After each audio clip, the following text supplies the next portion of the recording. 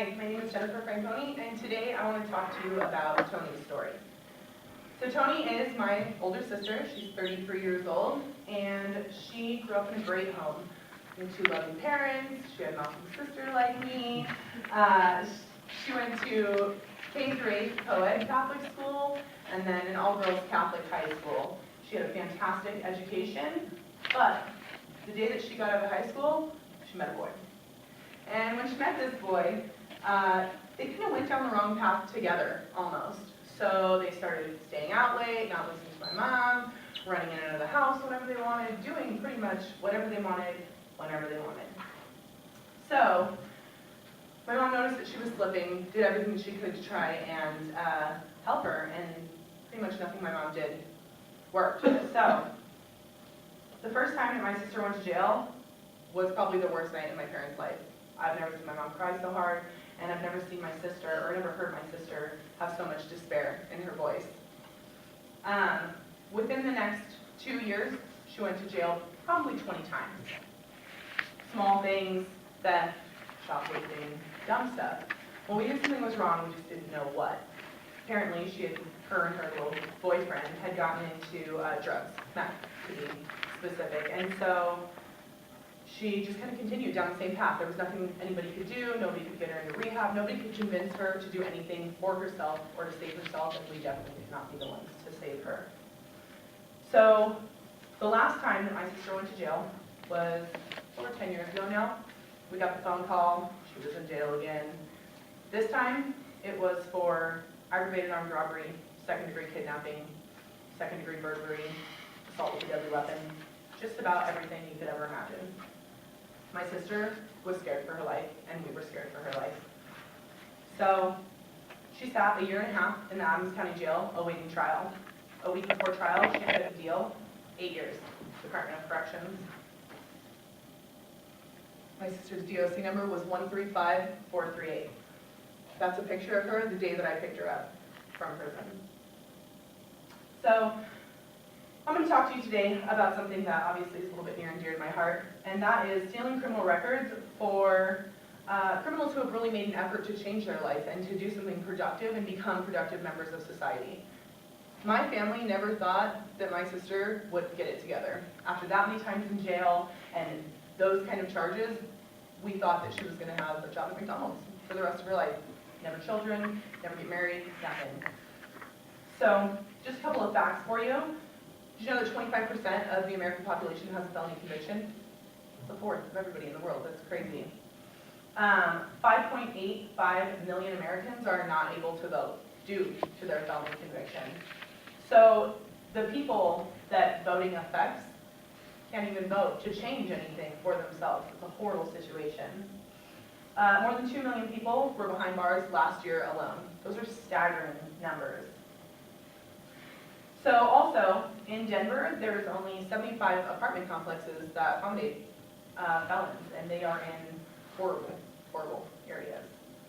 Almost all jobs do not allow for misdemeanors, let alone felony convictions at all. They won't even consider your application, won't look at it, and in fact, on Craigslist, almost everywhere, it will say, do not even bother to apply.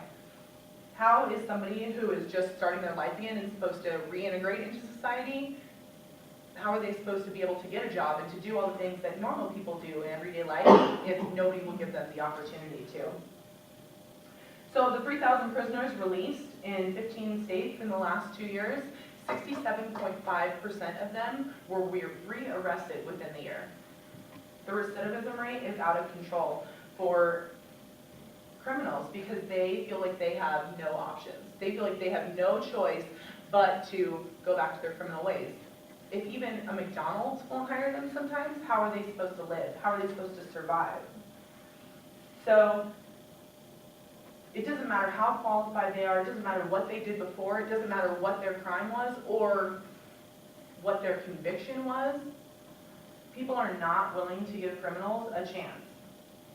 So how does this help them move forward? How does it help them progress at all? So obviously there is some exceptions to, helping out people like this, sex offenders, people with extremely violent crimes. You have to most definitely consider the circumstances that surround it, just like they do with sentencing of criminals.